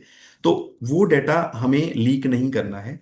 तो उसके लिए हम क्या कर सकते हैं, एआई का यूज भी हमें करना है, लेकिन एआई को हमें डाटा देना भी नहीं है। तो उसके लिए एक तो ये तरीका जो मैंने अपनाया, मैंने दिखाया आपको कि हमने सेंसिटिव इंफॉर्मेशन को हाइड कर दिया, मास्क कर दिया। इसके लिए मास्किंग टूल भी आते हैं। मास्किंग टूल मेरा भी बनाया हुआ है, मैं आपको डेमोन्स्ट्रेट करूंगा कभी ना कभी। तो हम ऐसा भी वर्कफ्लो डिजाइन कर सकते हैं कि कोई भी डॉक्यूमेंट है वो उसके थ्रू फिल्टर होके जाए, तो उसकी सेंसिटिव इंफॉर्मेशन को अपने आप ही वो मास्क कर देगा, और फिर हम एआई को दें। वो वर्कफ्लो भी है। तो इसके लिए हम क्या कर सकते हैं, आने वाला समय जो है, क्योंकि हमें एआई के साथ प्रोसेसिंग तो करनी ही पड़ेगी। इसको ऐसे समझिए कि हम ये नहीं कह सकते, कुछ साल पहले जब काफी साल पहले जब कंप्यूटर्स आए थे, तो हम ये कहते थे कि भाई हम कंफर्टेबल नहीं थे कंप्यूटर के साथ काम करने में। लेकिन क्या कोई ऐसा ऑफिस आज के दिन है कि जहां पे कंप्यूटर के बगैर काम होता हो? तो कंप्यूटर तो हमें यूज करना ही पड़ा, टेक्नोलॉजी तो हमें यूज करनी ही पड़ेगी। इसी तरीके की एआई का ऐसा समय भी आ रहा है कि एआई के बगैर हम काम कर ही नहीं पाएंगे, एआई हमें चाहिए ही चाहिए। मैं अगर अपनी बात करूं, मेरे ऑफिस में कोई वर्कफ्लो ऐसा नहीं है जो बिना एआई के होता हो। सारे वर्कफ्लोज एआई के थ्रू डिजाइंड है, उसी के थ्रू हम एग्जीक्यूट करते हैं। तो इसमें हम कैसे अपनी सिक्योरिटी इंश्योर कर सकते हैं, एक तो हम क्लाइंट से कंसेंट लें। जैसे हम एंगेजमेंट लेटर लेते हैं ना, तो क्लाइंट से हम कंसेंट लें कि हम आपकी जो डेटा की प्रोसेसिंग है वो हम एआई असिस्टेड टूल्स के थ्रू हम करेंगे। हालांकि हम पूरा ध्यान रखेंगे कि हम उसकी मास्किंग कर लें, और पर्सनल आइडेंटिफिएबल इंफॉर्मेशन जो होती है पीआईआई, हम उसको मास्क कर लें। तो सेकेंड हम उसको बोलेंगे कि हम लोकल मास्किंग करेंगे, और हम एक्चुअल में भी करेंगे। तो क्लाइंट से एक कंसेंट मिल जाएगी कि हाँ, एआई से मेरी प्रोसेसिंग कर लो। तो ब्रॉडली हमें एक एक परमिशन मिल गई कि हम उसके डाटा को एआई से प्रोसेस कर सकते हैं। ये चैलेंजिंग थोड़ा हो सकता है, कई क्लाइंट कह सकते हैं कि नहीं, मेरा तो नहीं करना है। तो वो थोड़ा सा चैलेंज रहेगा, फिर हम नहीं, मतलब उसके डाटा को प्रोसेस कर पाएंगे। और फिर हमें ये इंश्योर करना है, क्योंकि जैसे जैसे इंडियन गवर्नमेंट भी चाह रही है कि जो डाटा हमारा जो डाटा है वो इंडिया में ही रहना चाहिए, बाहर के सर्वर्स में नहीं जाना चाहिए। तो अगर हम उस डाटा की कोई कीज है, जैसे हम मास्किंग करेंगे तो उसके अंदर कीज लगानी पड़ती हैं, तो वो हमारे पास रेजिडेंसी हम कोशिश करें डाटा की इंडिया के अंदर ही रहे। जिस पर्पज के लिए हम डाटा ले रहे हैं उस पर्पज के लिए हम उसको प्रोसेस करें। पर्पज की लिमिटेशन होनी चाहिए। सिक्योरिटी कंट्रोल, जैसे इंक्रिप्शन, जैसे मैंने मास्किंग बताया, या डाटा की इंक्रिप्ट हम कर देते हैं कीज के थ्रू, वो हम एक्सेस कंट्रोल को रेस्ट्रिक्ट करें। अगर कोई ब्रीच हो जाती है फिर भी डाटा की, तो हम इमीडिएटली खुद ही किसको रिपोर्ट करना है, कहाँ रिपोर्ट करना है, हम उसके लिए तत्पर रहें। We are ready to inform the breach to the relevant authority. और रिटेंशन हम डाटा की उतने समय तक ही रखें जितने समय तक हमारे को अलाउड है। मतलब मान लीजिए हमारे पास आईटीआर के लिए ऑडिट के लिए डाटा आया और हमने उसकी प्रोसेसिंग करी। फिर जो रिडंडेंट डाटा है हम उसको, अगर क्लाइंट ने बोला है कि आप रख सकते हैं तो बात अलग है, otherwise we should remove that data. Vendors के साथ हम डेटा प्रोटेक्शन एग्रीमेंट हम कर सकते हैं। वेंडर कौन? फॉर एग्जांपल हम यहाँ पे क्लाउड एआई के साथ काम कर रहे हैं। तो क्लाउड एआई क्या कह रहा है कि क्लाउड एआई या कोई भी एआई है वो साफ बोलते हैं कि भाई आपका जो डाटा है ना हम उसका ट्रेनिंग के लिए यूज तो करेंगे। अब साफ बोलने लगे, पहले पहले तो बोलते थे कि नहीं, आप चाहो तो करेंगे, नहीं तो नहीं करेंगे। लेकिन जब उनको लगा कि उसकी ट्रेनिंग ही अगर नहीं होगी तो वो स्मार्ट कैसे होगा, तो वो ट्रेनिंग के लिए डाटा देना तो उसको जरूरी है, उसको खिलाना तो जरूरी है। तो उन्होंने फिर स्पेसिफिकली बोलना शुरू कर दिया that we will use your data for training, if you don't want then आपकी एक ये रेस्ट्रिक्शंस है, भाई आप 15 दिन के लिए आपकी चैट रहेगी, उसके बाद चैट खत्म हो जाएगी और ये सब। तो वो, लेकिन कई उनके एंटरप्राइज और टीम प्लान्स हैं जिनके थ्रू हम ये इंश्योर कर सकते हैं कि वो हमारा जो डेटा है, जैसे एंटरप्राइज प्लान जो होते हैं, कस्टमाइज प्लान होते हैं, उसमें हम ये कंडीशंस डाल के उनके साथ एग्रीमेंट कर सकते हैं। और हम ये प्रोफेशनल सिक्रेसी का ध्यान रखें, काम करते हुए हमेशा ध्यान रखें कि भाई आईसीआई की जो कॉन्फिडेंशियलिटी की रिक्वायरमेंट्स हैं डेटा को लेके, वो कभी भी ब्रीच ना हो। तो हम ये सारे अगर सारे मेथड्स हम अपनाएंगे ना, कंसेंट ले लेंगे, मास्किंग लगाएंगे, पर्पस लिमिटेशन, ये सब जितने भी मैंने पॉइंटर्स लिखे हैं, तो हम मोर और लेस हम डीपीटीपी की कंप्लायंस भी इंश्योर कर सकते हैं इसके साथ। तो अगेन ये मास्किंग और ये सब जो ऑटो चीजें हैं ये धीरे धीरे करके इतनी प्रिवलेंट हो जाएंगी कि हम उसको इजीली डेटा को प्रोसेस कर सकेंगे एआई के through. That was all from my side for today's use case. So if there is any query, I'm ready to answer. Thank you, Pradeep ji. Now I request members to show her any query regarding the topic. Please raise.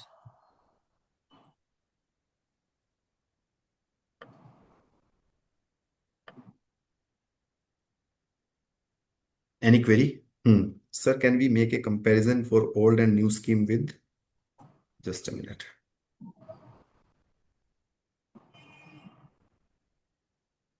I think Yes, yes, surely we can. Divya ने पूछा है तो so we can surely make a comparison. जैसे मैंने आपको दिखा भी दिया है कि कंपैरिजन उसने करके दिया है मुझे, और उसके अंदर किसी भी चीज की हम डिटेल्ड वर्किंग चाहेंगे तो हम वो कर सकते हैं। और मैं एक बात बता दूं कि जैसे मैंने एक मैंने ये आइडिया प्रेजेंट किया आप लोगों के सामने कि ये ऐसा कुछ हो सकता है, और मैंने ऐसा कुछ करके देखा और मुझे अच्छा लगा है करके, मेरा टाइम सेव हुआ है। स्टार्टिंग में हो सकता है कि हम इन चीजों का सेटअप करें, इन चीजों को समझें, हैंड्स ऑन हम इसके ऊपर कंफर्टेबल हों, तो हमें थोड़ा सा टाइम ज्यादा लग सकता है। लेकिन गोइंग फॉरवर्ड जब आपको इसका तरीका पता चल जाएगा, उसको कंट्रोल करना आ जाएगा, जब उसके पास कॉन्टेक्स्ट बिल्ड हो जाएगा, फॉर एग्जांपल आपने इस साल आईटीआर इससे प्रिपेयर करवाई, तो आपको काफी प्रॉम्प्ट्स देने पड़े, काफी इससे वर्किंग करानी पड़ी। लेकिन उसी चैट के अंदर जब आप नेक्स्ट ईयर पे उसी क्लाइंट की आईटीआर बनाएंगे ना, तो आप हैरान रह जाएंगे देख के कि वो ये चीजें निकाल के ला रहा है जो हम मैन्युअली सोच ही नहीं सकते। वो इतना कॉन्टेक्स्ट याद रखेगा कि लास्ट ईयर आपने ये डिस्कशन हो रही थी, इस क्लाइंट के अंदर ये पर्टिकुलर थिंग थी जो हमें कंसीडर करनी चाहिए। वो चीजें कई बार हम स्किप कर जाते हैं, ध्यान नहीं रख पाते। तो मैंने ये 2 साइकिल्स निकाली हैं, तो मैं समझ पाता हूँ, देख पाता हूँ कि कितना ज्यादा वैल्यूएबल है वो चीज। हमें इसके साथ कंफर्टेबल होना पड़ेगा, टेक के साथ एज ए सीए हम इतना कंफर्टेबल होते नहीं है, लेकिन हमें ओवर द टाइम कंफर्टेबल होना पड़ेगा। जी। मास्किंग भी क्लोड से ही करवानी है? कैसे? मास्किंग भी अगर आप क्लोड से करवाओगे that means you are giving the data to Claude. वो दे ही दिया जब आपने उसको, तो फिर मास्किंग का क्या मतलब रह गया? मास्किंग हमें लोकली करवानी है। लोकल हमारे को टूल्स ऐसे रखने हैं जो हम मास्क करके ही डाटा भेजें। उसका देसी तरीका क्या है, बेसिक तरीका क्या है जो मैंने आपको दिखाया? जैसे देखिए ये डॉक्यूमेंट है, ये डॉक्यूमेंट में आप दिख रहा है जो मैंने इंफॉर्मेशन को ब्लैक कर दिया है। Hope you are able to see. दिख रहा है आपको? दिख रहा है Rajesh ji? yes, yes. Yes हाँ। सर। यस। तो अब आप देखिए कि ये मैंने क्या करा है। ये सिंपल तरीका है कि मैंने इसका प्रिंट निकाला, इस प्रिंट के ऊपर मैंने ब्लैक स्केच चलाया, उसको दोबारा से स्कैन किया और फिर उसको वापस कर दिया। ये शुरू में थोड़ा सा साउंड कर सकता है कि भाई उतना अच्छा नहीं लग रहा है या हमारा टाइम बहुत ज्यादा ले रहा है, लेकिन हम ऑफिस में किसी की ड्यूटी ये लगा सकते हैं अगर डॉक्यूमेंट्स कम है तो। अगर डॉक्यूमेंट्स बल्कि हैं, काफी पेजेस वाले हैं, बहुत ज्यादा हैं, तो हमें फिर ऑटोमेशन पे जाना पड़ेगा। उसके टूल्स हैं, जैसे पीडीएफ का PDF 24 आता है, उसको अगर आप सब्सक्राइब करते हैं तो आप उसके अंदर, पीडीएफ के अंदर उस स्पेसिफाई कर सकते हैं कि मुझे क्या क्या मास्क करना है, वो करके दे देता है। ऐसे ही मेरा भी एक बिल्ड किया हुआ टूल है, वो भी मैं अगर कभी मौका लगेगा तो मैं आप लोगों के साथ शेयर करूंगा। और उसको मैं इसके साथ भी इनबिल्ट कर रहा हूं अभी, कि जैसे मतलब ऑटोमेशन मोड पे चीजें काम करें, जैसे ही डाटा जाए तो इसके थ्रू फ्लो होके ही जाए, तो ऐसी ऑटोमेशन बिल्ड हो जाएगी। ये चीजें अगेन एलिमेंट्री स्टेज पे हैं, स्टार्टिंग स्टेज पे हैं, धीरे धीरे करके वर्कफ्लोज इतने स्ट्रांग हो जाएंगे कि हम बड़ा ईज महसूस करेंगे इनके साथ काम करने में। प्रदीप जी, एआई कोर्स के दौरान शायद आपने एक टूल बताया था पीडीएफ अपडेट करने का, कुछ ऐसा जो। जी, वो एक टूल मेरा खुद का बनाया हुआ है। वो उस टूल की कैपेबिलिटी क्या है, वो पीडीएफ कैसा भी फाइल फॉर्मेट है, हम्म। जेपीजी है, पीएनजी है, एक्सेल है, वर्ड है, कोई भी फाइल फॉर्मेट है, और आप जो वर्ड स्पेसी या फ्रेज स्पेसिफाई करोगे ना, वो एक फोल्डर के अंदर सारे डॉक्यूमेंट्स को आप रख दो, चाहे हजारों डॉक्यूमेंट्स हो, वो आपने स्पेसिफाई कर दिया तो वो जहां जहां भी होगा उसको जाके रिडेक्ट कर देगा। और रिडेक्ट इस तरीके से कर देगा कि वो आप वापस से रिकवर नहीं कर सकते उसको। ओके। तो यस। तो उससे क्या होगा ना, एक लोकल फोल्डर पे पहले आपने एक बार वो चला दिया। अब पीआईआई होती कितनी है, पर्सनल आइडेंटिफिएबल जो इन्फॉर्मेशन की हम बात कर रहे हैं, नाम है, pan tan, bank account number, address, mobile number, 5 7 10 तरह की चीजें होती हैं। अगर वो हम हाइड कर देंगे तो फिर आइडेंटिफाई करना मुश्किल है किस क्लाइंट का डाटा है। फिर हम एआई के साथ प्रोसेसिंग करवा सकते हैं। लेकिन एक ये आदत जरूर डाल लीजिए कि क्लाइंट की कंसेंट जरूर लेनी शुरू करें हम प्रोसेसिंग के लिए। ये चीजें जितनी आसान दिख रही हैं उतनी है नहीं, क्योंकि एआई की एक आदत है, उसको कई जो डाटा हम बार बार देंगे ना, वो डाटा को एक सर्टेन टाइम के बाद वो दूसरों के सामने प्रेजेंट करना शुरू कर देता है एज एन एग्जाम्पल। ये मैंने खुद फील किया इसमें है। एक एक एक चीज मैं ऐड करना चाहूंगा, या वो चैलेंज कह सकते हो कैसे भी, जैसे अभी मोस्ट अभी आईटीआर का सीजन है, और काफी क्लाइंट्स या ऐसे होते हैं जो नॉन रैकरिंग होते हैं, मतलब सिर्फ आईटीआर ही फाइल करवाते हैं, बट वो डॉक्यूमेंट अपने को व्हाट्सएप या मेल पे करते हैं फिजिकली। कुछ आते हैं, कुछ नहीं आते। तो उस केस में हम उनसे साइन कैसे करवाएं? या तो एक ऐसा हो कि कोई एक स्टैंडर्ड फॉर्मेट बनाएं, वो हम यस डिजिटली ही साइन करवाएं, जी, ऐसा कुछ। डिजिटली साइन भी अपने आप में एक प्रूफ है कि उसने साइन करके दे दिया। आपने पीडीएफ बना के भेजी, उसको हम्म। तरीका बता दो, या साइन करवाना वैसे बेटर है, लेकिन मैं तो कहता हूं कि आपने मेल कर दिया और उस मेल के ऊपर कंफर्मेशन ले ली, that is as good as हाँ, वो साइन। फॉर्मेट हो सकती भाई है मेल, बिल्कुल। उसको बोलो रिप्लाई मेल कर दे, उसके अंदर वो कंफर्म कर दे कि हाँ मैं कर सकता हूँ। अभी पूछा कि अगर हमने डॉक्यूमेंट्स को मास्क कर दिया तो क्लाउड फोल्डर में कैसे लेकर जाएगा। क्लाउड फोल्डर में कैसे लेके जाएगा, क्लाउड नहीं लेके जा रहा, फोल्डर में हम बना के रख रहे हैं और क्लाउड को उसके ऊपर रन कर रहे हैं। उसको ये कैसे पता चलेगा कि किस फोल्डर में कौन सा 26 एटसेट्रा रखना है, नहीं उसको नहीं पता चलेगा जी। देखिए आप यहाँ पे, कि मैंने एक स्पेसिफाई फोल्डर किया है, उस फोल्डर का पाथ दिया है उसको, और सिर्फ उसी फोल्डर पे काम करने उसको बोला है। लेट्स सी, देखिए ये इसने यहां भी कैलकुलेशन कर दी। देखिए, prepare the income tax computation for the client folder, ये देखिए, the location contains the exact location where the documents are placed. वो डॉक्यूमेंट प्लेस हमें करने हैं, उसके बाद काम वो करेगा उसके ऊपर। तो होप मैं जवाब दे पाया हूं आपकी बात का, या मैं शायद समझ नहीं पाया हूं, तो आप पूछ सकते हैं मुझसे।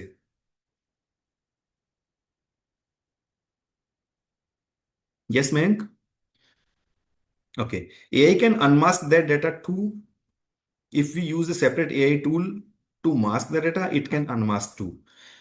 So let me clarify here that AI tool means not the tool which is using AI in real time. Because if we are using any tool which is using real time AI for masking purpose, तो फिर हमने AI को दे ही दिया ना data, वो हमें देना नहीं है। हमें एक स्टैटिक टूल ऐसा चाहिए जिसमें हम पैटर्न्स फिक्स करेंगे। जैसे पेन का एक सेपरेट पैटर्न होता है कि 5 अल्फाबेट्स होते हैं, फिर 4 डिजिट्स होते हैं, फिर एक अल्फाबेट होता है। तो उस तरीके से हम उसको डिजाइन करेंगे और वो उन्हीं रिजेक्ट्स को, उन्हीं पैटर्न्स को पहचान के मास्क करेगा। Unmask AI again, AI unmask नहीं करेगा, वो जो हम टूल बनाएंगे अनमास्क भी वही करेगा। हम क्या करेंगे, मास्किंग करेंगे, एआई को देंगे, एआई प्रोसेस करके वापस देगा, फिर हम उसको अनमास्किंग करेंगे और फिर क्लाइंट को प्रेजेंट करेंगे, अपने फोल्डर में प्रेजेंट करेंगे। ये ऑटोमेशन मेरे पास है, मैं यूज करता हूं इसको, मैं आप लोगों को कभी ना कभी प्रेजेंट करूंगा। फिर है कोई और भी टूल यूज कर सकते हैं। और टूल का मैंने आपको बता दिया, जैसे पीडीएफ का है। एक ये जो अपना देसी तरीका है कि प्रिंट निकाल के उसको ब्लर करके फिर उसके बाद अपलोड कर सकते हैं। Kindly give a short overview of the process flow. So Harshita, what kind of process flow you are asking about? Because I'm saying that we have created a project. In the project, all the chat sessions will be referenced crossover। मतलब एक chat की हम बात कर रहे हैं तो दूसरी चैट में हम उसका रेफरेंस हम ले सकते हैं। ये थोड़ा सा टेक्निकल है, एक बार जब आप प्रैक्टिकली उसको यूज करेंगे ना, तब उसको ज्यादा समझ में आएगा। मैं आपको इसका स्ट्रक्चर दिखा देता हूँ थोड़ा सा, कैसे होता है। तो ये होता है कि जैसे ये प्रोजेक्ट्स हैं, ठीक है। इस ये प्रोजेक्ट्स के अंदर फॉर एग्जांपल मैंने ये बनाया है ITR करके, ये प्रोजेक्ट है। अब इस प्रोजेक्ट के अंदर ये मैंने तीन बातें करी हैं इससे। नॉलेज बेस्ड फाइल्स रिव्यू मैंने इससे करवाया था जब मैंने बनाया, तो ITR computation documents, ABC Singh income tax computation जो अभी की है, और 2 घंटे पहले जो मैंने इससे करवाई थी, जो मैंने आपके साथ डिस्कस करी है, वो ये है। अब क्या हो गया, इस प्रोजेक्ट के अंदर जितनी भी मेरी चैट्स हैं वो सारी यहां पे स्टोर होती जाएंगी।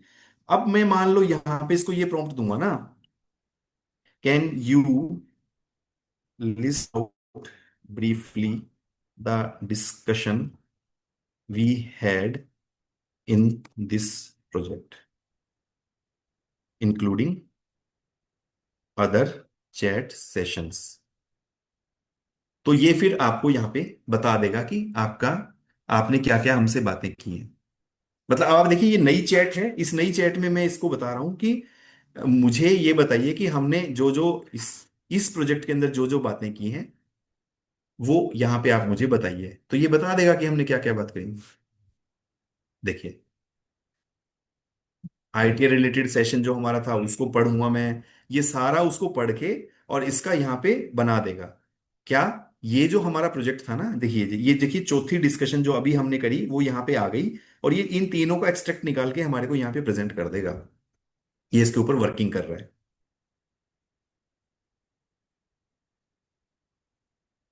सो अभी मैंने क्या किया कि डॉक्यूमेंट एक फोल्डर बनाया, उस फोल्डर के ऊपर प्रोजेक्ट क्रिएट किया। ये मैंने एक फोल्डर बनाया था ITR के नाम से, उसके ऊपर मैंने प्रोजेक्ट क्रिएट किया।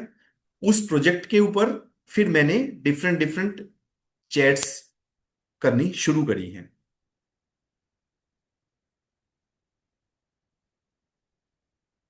देखिए, मैं उसका फोल्डर स्ट्रक्चर भी आपको दिखाता हूं।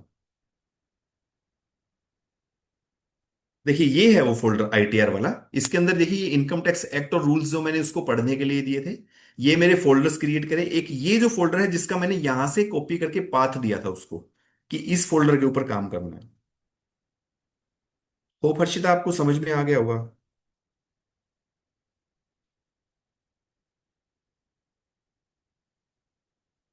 Any more queries sir, we make a comparison for old and new. ये तो हो गया। Also while using it sharing kind info whether it is void also while 2000 paid version की लिमिट क्या है? लिमिट अलग अलग बदलती रहती है। एक्चुअली क्या होती है, लिमिट्स होती है आपके टोकन्स की। वो टोकन्स क्या होता है, आप उससे क्या काम करवा रहे हो उसके अकॉर्डिंग खर्च होते हैं।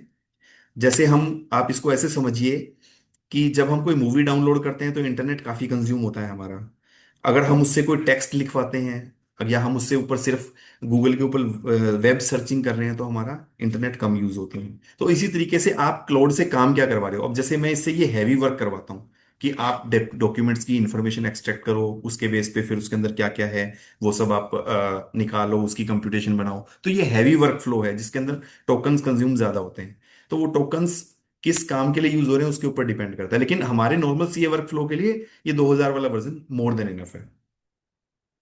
Also, while using it for sharing client info, whether it is violation of DPDP, it as I say, advise not to use these AI models।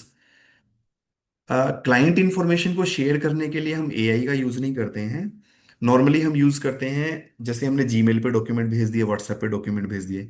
और कमाल की बात यह है कि हम वहां पे बिल्कुल भी ये ध्यान नहीं रखते कि हम थर्ड पार्टी को इन्फॉर्मेशन दे रहे हैं। हम बड़े आराम से दे देते हैं, यूं लगता है ये तो हमारा अपना ही है, लेकिन है तो वो भी थर्ड पार्टी।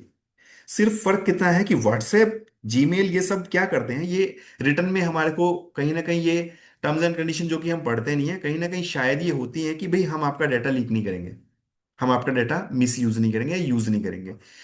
जो AI है वो अब स्पेसिफिकली बोलने लग गए हैं कि नहीं, हम आपका डाटा ट्रेनिंग के लिए यूज करेंगे।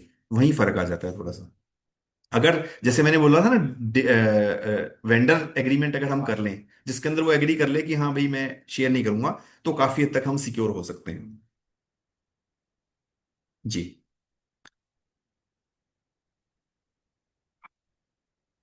आई think I have All taken all queries the are, queries. yeah. ये क्या है सर? कुछ ऐसा भी होता है कि जैसे क्लाउड ने फोल्डर बना देता दिया था, हम क्लाउड को डाउनलोड फोल्डर का लिंक दे दें और बोल दें कि सबके 26 से बैंक स्टेटमेंट एक्सेट्रा नाम के हिसाब से सब फोल्डर्स में भेज दें। तो वो देखिए ना कि फोल्डर बना दिए, हम क्लाउड को डाउनलोड फोल्डर का लिंक दे देंगे और बोल दें कि सबके 26 एस बैंक स्टेटमेंट नाम के हिसाब से, लेकिन वो उठाएगा कहाँ से? भेज तो दे, उसके पास आएंगे कहाँ से वो भेजेगा तभी जब हम उसको देंगे। उसको दे दिया तो हमने सेंसिटिव इन्फॉर्मेशन दे दी उसको। तो वो प्लेसमेंट का काम तो हमें खुद करना पड़ेगा, उसके ऊपर वर्क हम करा सकते हैं उससे। अब आपको ये भी फीलिंग आ सकती है कि जी आईटीआर तो हम कंप्यूटेक्स में, या जो हमारे जीनियस सॉफ्टवेयर है, जो भी और सॉफ्टवेयर है उनके अंदर हम सीधे डाल के कंप्यूटेशन तो बन ही जाती है। लेकिन बहुत बार आप फील करेंगे ऐसी कैलकुलेशंस आ जाती हैं जो कि हमारा बहुत टाइम ले जाती हैं। उसमें एज एन असिस्टेंट एआई बहुत आपकी अच्छी हेल्प कर सकता है। और आप ये मत समझिए कि आज ही इसने कोई जादू कर दिया ये कर देगा। धीरे धीरे जब आप इसको यूज करना शुरू करेंगे ना, तो अपने आप दिमाग चलेगा। आप इससे बहुत अच्छा काम निकलवा सकते हैं, मैं बहुत अच्छा काम निकलवाता हूं इससे। मैं इससे ऐसे ऐसी प्रोजेक्ट रिपोर्ट्स, वैल्यूएशन रिपोर्ट्स बनवाता हूं जो हम सोच भी नहीं सकते। तो मतलब धीरे धीरे, लेकिन उसके साथ फेमिलियर होना पड़ेगा आपको। आप सोचें कि मन में एक ख्याल आया और वो पहली बार में ऐसा कर दे, ऐसा नहीं करेगा। उससे काम करवाने का तरीका आपको धीरे धीरे फेमिलियर होकर सीखना पड़ेगा। इसको जितना ज्यादा मतलब हम यूज करेंगे, प्रैक्टिस में लेके यस आएंगे, yes.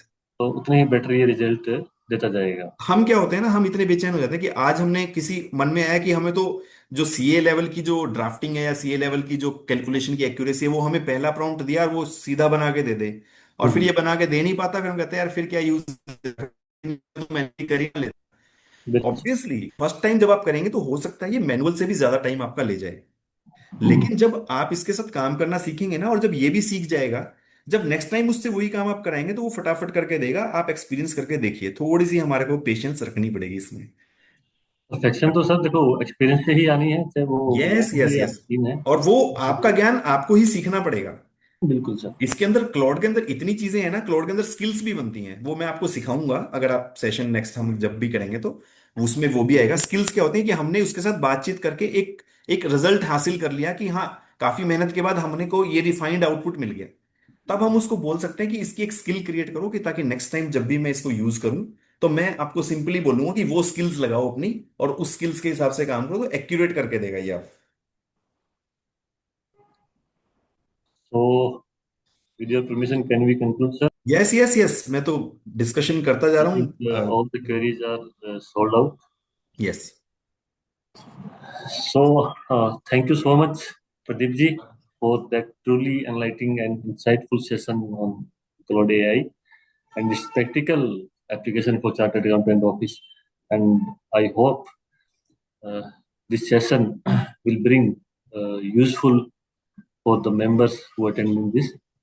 And I sincerely thank you for that, taking out this time, and more importantly, for setting such a wonderful benchmark at the very first faculty for this new local time talent initiative. क्योंकि thank you हमारा sir. जो basic objective था webinar series का, वो यही था कि वो local for vocal, sorry vocal for local. So और ऐसे सेशन हम, जैसे ये फर्स्ट सेशन था, इन फ्यूचर हम अगेन ये वेबिनार सीरीज हमारी कंटिन्यू रहेगी विद प्रैक्टिकल टॉपिक्स जो हम सभी सीए ऑफिस में फेस करते हैं, चाहे वो आर्टिकल की शॉर्टेज हो या अकाउंटेंट की शॉर्टेज हो, what ever. So once again, I thank you, and I also thank you our chairman, branch chairman, C.A. Goyalji, and all the office bearer and managing committee members of Vishal branch for their support, and also all the members who have attended these sessions. And I hope in coming session we will be there with you again once again. Thank you so much Thank you, sir. Rajesh ji, thank you so much branch chairman and all other members present here for their patient hearing. Thank you so much. Thank you, sir. Thank you Pradeep ji. Thank you sir. मैं ये suggestions जरूर आप लोगों से चाहूंगा कि इसको हम कैसे और मेंबर्स के लिए यूजफुल बनाएं, कैसे इंटरेक्टिंग बनाएं, इंटरेक्टिव बनाएं इसको, कैसे मोर रेलेवेंट। आप मुझे कोई यूज केसेस अगर देंगे जो क्लाइंट्स का अपने मेंबर्स का पेन पॉइंट है, तो मैं उसके ऊपर भी डेलिब्रेट कर सकता हूँ इजीली, कोई प्रॉब्लम नहीं है। बिल्कुल सर, अपन एक सजेशन फॉर्म इश्यू कर देते हैं, सो दैट जिस मेंबर जिन्होंने भी ज्वाइन किया है सेशन, सो वो इस पे ज्यादा इंसाइटफुल अपने सजेशन दे हाँ, पाएंगे कि क्या। सेशन कैसा होना चाहिए वो आप उनसे पूछिए। और बिल्कुल मैंने एक चीज फील की है एआई में, जैसे आपने एआईसीए लेवल का कोर्स भी देखा हुआ 1 और 2। जी। क्लासरूम टीचिंग इसीलिए करते हैं कि क्योंकि मतलब ऑनलाइन फॉर्म में वो बात नहीं बनती जितनी जो हमारी सेमिनार फॉर्म में बनती है, जो क्लासरूम फॉर्म में बनती है ना। बिल्कुल तो वो वो थोड़ा ज्यादा बन इंटरेक्टिव और ज्यादा डेमोन्स्ट्रेबल होता है। तो बिल्कुल अगर बिल्कुल वैसा कुछ बन सके 6 महीने में या 2 महीने में एक बार, तो वो भी साथ में जरूर रखा जाए वेबिनार के साथ साथ। बिल्कुल करेंगे सर। जी जी जी जी। Thank you sir. Thank you, thank you. Thank you Vijay ji. Okay, thank you जी, थैंक थैंक यू। यू।